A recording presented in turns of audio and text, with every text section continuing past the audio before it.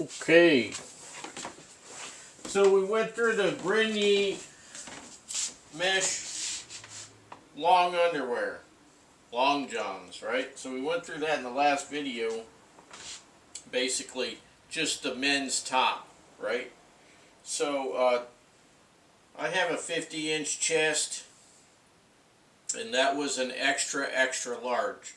It's just a little bit loose on me in the arms, and it was just right in the chest. So you're gonna just have to make some concessions. If you have a larger upper body and whatnot, and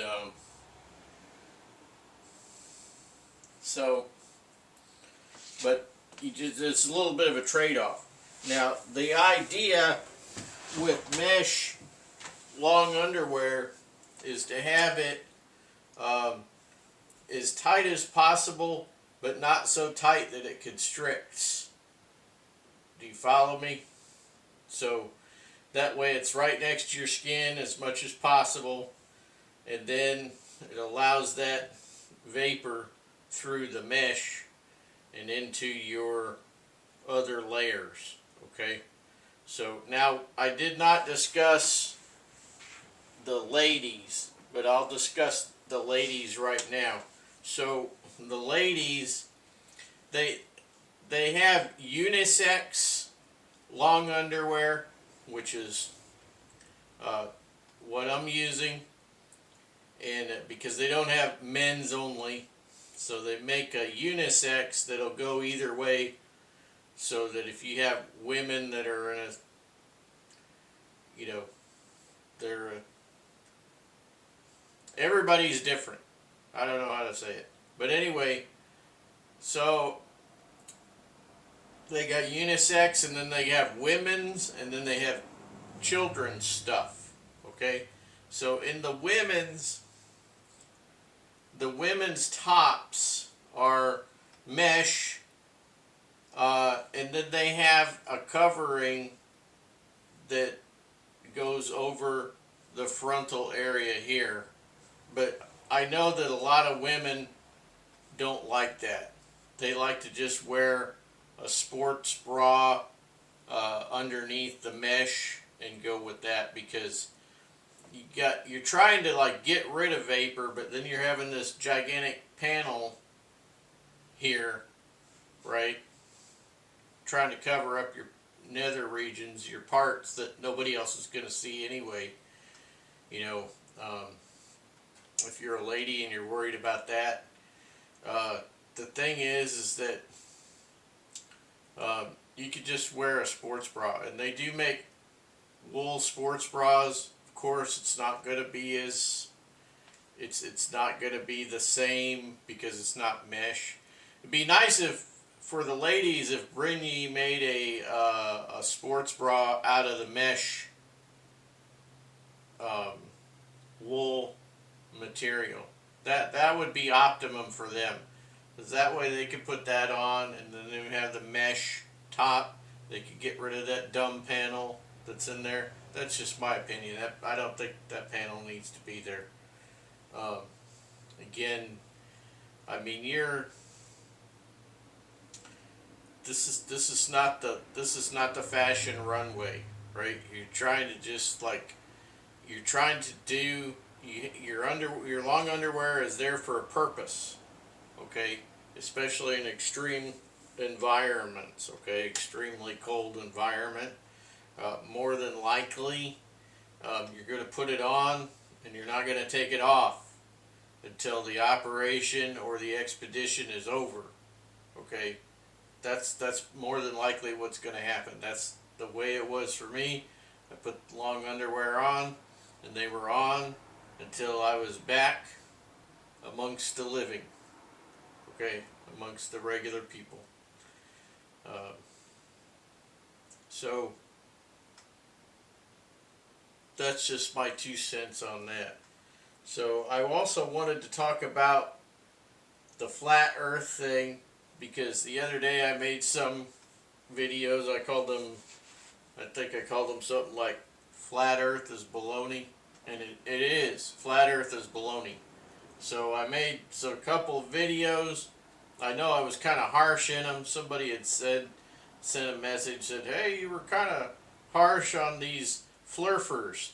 I guess that's what they call flat earthers, is flurfs or flurfers, something like that. And kind of harsh, right? Like I'm beating them over the head.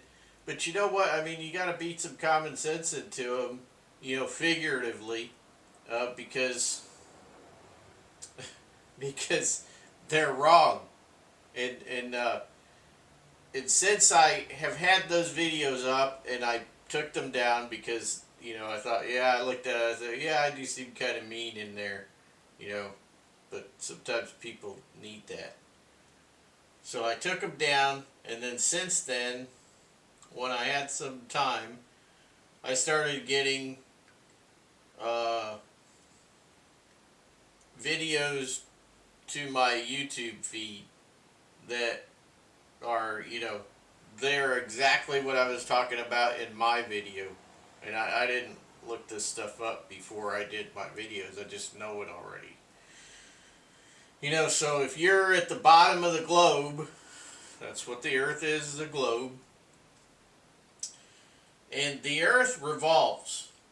Not only does the Earth revolve 24 hours in one day, so many degrees per hour, right? 15, or I don't remember, something like that.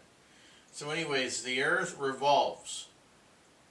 In my illustration here, and when you are at the South Pole, the geographic South Pole at the end of the Earth, okay, by the way, Proverbs 8, okay, I can't remember, yeah, so Proverbs 8, Solomon says the poles of the earth. So even way back when, Solomon, the son of David, said that the earth had poles, okay, so Proverbs 8. So when you are down there at the bottom of the earth, at the South Pole, it would appear that the sun revolves around the earth in 24 hours. But really what this is this is the earth moving towards the east, okay? If you're standing on the ground and you are looking due east, the sun will come up in the east and set in the west.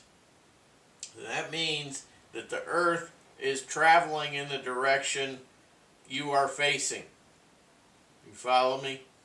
So, when you are at the South Pole, the geographic South Pole, standing at ground zero, the sun will appear to rotate around the earth. But in reality, the earth is spinning, and in 365 days, it will have also made one revolution around the sun. Some say 360, some say 365. Just depends on your calendar, I guess, and how you calculate that time. Well, so yeah, I mean, these videos that I saw in the last day or two, they took these guys that are big into flat earth, and they're very recognized in their community of weirdos. They actually flew them to Antarctica. There's no snow wall. There's no ice wall, guys. This is a continent centrally located on the bottom of the earth. Okay, it's there. It's been there. It hasn't gone away. Although this finger here, this is an ice shelf, okay? And the Larsen Shelf is divided into 3 sections, or what's left of it. It used to be section A, B, and C, and I think some of those sections of that shelf have fallen off. So part of the finger is missing, but it's still there. But some people will say, oh, global warming, global warming. No, guys, it's an ice shelf. We have warming and cooling throughout the millennia. So, uh, a shelf, if I have a shelf attached to this wall, is the same as that ice shelf attached to that continent. So it's hanging out from the continent.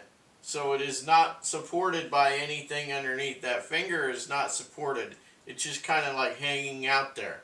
It's super thick, obviously, but it's just hanging out there. And through the ages, repeating and cooling, you know, bits of the ice shelf have broke off and gone into the ocean, you know. But we have a closed system here. You can't get rid of more water than you have, because it just comes back again. It's a closed system. What goes up must come down. If it goes up as a vapor, it will come down again when it rains. You see? If it evaporates, vapor, it's going to come down again as a rain. So, yeah. That stuff is all in the Bible, too. All that about the clouds and water and the clouds and stuff, that's all in the Bible. As a matter of fact, it might actually be in Proverbs 8. You know, you might dig you out a Bible if you don't have one. You know, go buy one. Start reading it. Because there are some very amazing things in the Bible that were talked about a very long time ago that people only talk about now as if it's like something new. It's nothing new. It's established from the beginning. Right. So yeah, I'm not gonna like get on a big tirade about flat Earth and all that, and don't even get me started on the moon stuff, because we were there. McDonald Observatory, which is for astronomy, is over there in West Texas. It's over there in the Panhandle, in the Davis Mountains. Super incredible place. I've been there twice in my life. I went there twice just because it's so cool. But if you want to see a dark sky, you want to see a dark sky and nothing but stars. It's also designated as a international dark skies area over there, where everybody like rotates their porch lights and stuff down, and they don't use super bright lights for their outside lights and stuff. They turn lights off that they don't really need. So, you know, it's pretty nice because you can get out there in the middle of the night and you could just lay on your back out on a blanket in the grass and look up at the cosmos. It's incredible. So, yeah. So, since I'm off track, I need to get back on track. So, what's the point about McDonald Observatory? Well, every now and then, they point a laser at the moon. And back when our Apollo astronauts were doing stuff on the moon, they were doing experiments and gathering things, they placed a reflector up there. Okay, they placed a reflector. And so every now and then McDonald will send a laser to a certain point at the moon, and it bounces back. Okay, they do it every now and then. I think once a year or something. I don't remember why or where it bounces back to. I don't remember. You just call them up. You can give them a call. It's not like it's inaccessible. Okay. Right. So, like a minute left here, so I thought I would just talk about the mesh one last time. I think that's the last time I'm going to talk about the mesh long underwear. But if you have questions, just let me know or contact the company themselves. I'm not going to talk about flat Earth or the moon anymore because we all know that those things are real and those things happen with the moon. We know that there is no ice wall.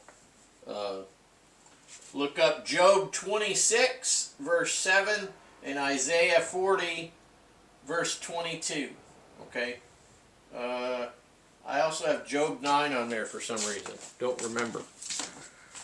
And remember Proverbs 8, the poles of the earth. See you.